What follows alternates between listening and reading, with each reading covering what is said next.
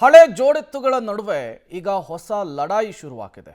ಹೌದು, ಎಚ್.ಡಿ. ಕುಮಾರಸ್ವಾಮಿ ಮತ್ತು ಡಿ.ಕೆ. ಶಿವಕುಮಾರ್ ನಡುವೆ ಮತ್ತೆ ಮಾತಿನ ಸಮರ ಮುಂದುವರೆದಿದೆ. ಕೇಂದ್ರ ಸಚಿವ ಎಚ್.ಡಿ.ಕೆ. Versus ಡಿ.ಕೆ.ಶಿ fight. ಡಿ.ಕೆ.ಶಿ ಮೇಲೆ ಮತ್ತೆ ಕಸದ ಲೂಟಿ ಆರೋಪ ಮಾಡಿದ ಎಚ್.ಡಿ.ಕೆ. ಸುಳ್ಳು ಲೆಕ್ಕವನ್ನ ತೋರಿಸಿದ್ರೆ ಮನೆ ಹತ್ರ ದುಡ್ಡು ಬರುತ್ತೆ.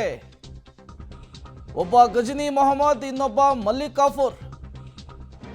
ಸರ್ಕಾರದ ವಿರುದ್ಧ ಯುದ್ಧವನ್ನ ಸಾರಿದ್ದಾರೆ ಕೇಂದ್ರ ಸಚಿವ ಎಚ್.ಡಿ. ಕುಮಾರಸ್ವಾಮಿ ಅವರು. ಪ್ರತಿ ತಿಂಗಳು 4 ರಿಂದ 5 ಲಕ್ಷ ಮನೆಗೆ ಹಣ ಬರುತ್ತೆ. 4 ದಿನ ದೆಹಲಿಯಲ್ಲಿ ಕೆಲಸ, 2 ದಿನ ಇಲ್ಲಿ ಕೆಲಸ. ಡಿಸಿಎಂ ಡಿ.ಕೆ.ಶಿಗೆ ಕುಮಾರಸ್ವಾಮಿ ಅವರು ಚಾಲೆಂಜ್ ಹಾಕುವಂತಹ ಕೆಲಸವನ್ನ ಮಾಡಿದ್ದಾರೆ. ಈ ಮೂಲಕ ಕೇಂದ್ರ ಸಚಿವ ಎಚ್.ಡಿ. ಕುಮಾರಸ್ವಾಮಿ ಮತ್ತು ಉಪಮುಖ್ಯಮಂತ್ರಿ ಡಿ.ಕೆ. ಶಿವಕುಮಾರ್ ನಡುವಿನ ಮಾತಿನ ಮಲ್ಲಯುದ್ಧ ತಾರಕಕ್ಕೇರಿದೆ. ಸುಳ್ಳು ಲೆಕ್ಕ ತೋರಿಸ್ಕೊಂಡ್ರೆ ಕೆಲವರಲ್ಲಿ ಕೆಲಸ ಮಾಡೋರು ಹೇಳೋದು ಪ್ರತಿ ತಿಂಗಳು 4 ಲಕ್ಷ 5 ಲಕ್ಷ ಮನೆ ತಗ ಬರ್ತದೆ ಅಂತಾರೆ ಬೆಂಗಳೂರಿನಲ್ಲಿ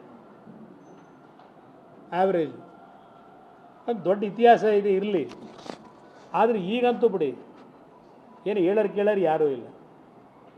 ಒಬ್ಬ ಗೋರಿ ಮೊಹಮ್ಮದ್ದು, ಇನ್ನೊಬ್ಬ ಗಜನಿ ಮೊಹಮ್ಮದ್ದು, ಮತ್ತೊಬ್ಬ ಮಲ್ಲಿಕಾ ಕಪೂರು.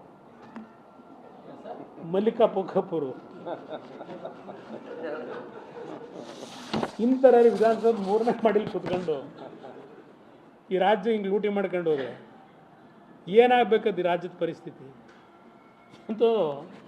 ನಾನು ಮೊನ್ನೆ ಬಜೆಟ್ದು ನೋಡಿದೆ ಬ್ರದರ್.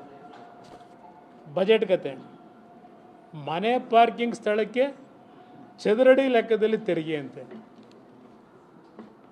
ಮನೆ ಮುಂದೆ ನಿಮ್ಮ ವೆಹಿಕಲ್ ಮೋಟ್ರ್ ಬೇಕನೋ ಕಾರ್ನ ಪಾರ್ಕ್ ಮಾಡೋಕ್ಕೆ, ಅದಕ್ಕೂ ನೀವು ತೆರಿಗೆ ಕಟ್ಟಬೇಕು ಅಂದರೆ ಈ ನಾಡಿನ ಜನ ನೀವು ಅರ್ಥ ಮಾಡ್ಕೊಳ್ಳದೆ ಹೋದರೆ, ಈಗ ಈ ಬಜೆಟಲ್ಲಿ ನಿಮ್ಮ ಮನೆ ಕಾಂಪೌಂಡಿಗೆ ಕಾರ್ ನಿಲ್ಲಿಸ್ಕೊಂಡಿದ್ರು ಇಷ್ಟು ತೆರಿಗೆ ಹಾಕ್ತೀವಿ ಅಂತ ಅಂದ್ಬಿಟ್ಟು ಈಗಾಗಲೇ ಘೋಷಣೆ ಮಾಡಿಬಿಟ್ಟವ್ರೆ. ನೀವು ಸ್ವಲ್ಪ ಇದೆಲ್ಲ ಎಚ್ಚರಿಕೆಯಿಂದ ಮುಂದೆ ಹೋರಾಟ ಸರಿಪಡಿಸ್ಕೊಳ್ಳದೆ ಹೋದರೆ ಕೊನೆಗೆ ನಿಮ್ಮ ಬೆಡ್ರೂಮ್ ತಗೋ ಬರ್ತಾರೆ ಟ್ಯಾಕ್ಸ್ ಹಾಕಬೇಕು ಅಂತ. ನಿಮ್ಮ ಮನೇಲಿ ಕಟ್ಟಿದ್ರೆ ನಿಮ್ಮ ಬೆಡ್ರೂಮ್ ಉಪಯೋಗ ಮಾಡ್ಕೋಬೇಕಾದ್ರೂ ಇದಕ್ಕೂ ಟ್ಯಾಕ್ಸ್ ಕಟ್ಟಿ ಅಂತಾರೆ. ಹಾಂ, ಇದು ಈ ಸರ್ಕಾರ ಇದು. ಯಾರೂ ಮಾಡದೇ ಇರೋ ಸರ್ಕಾರ.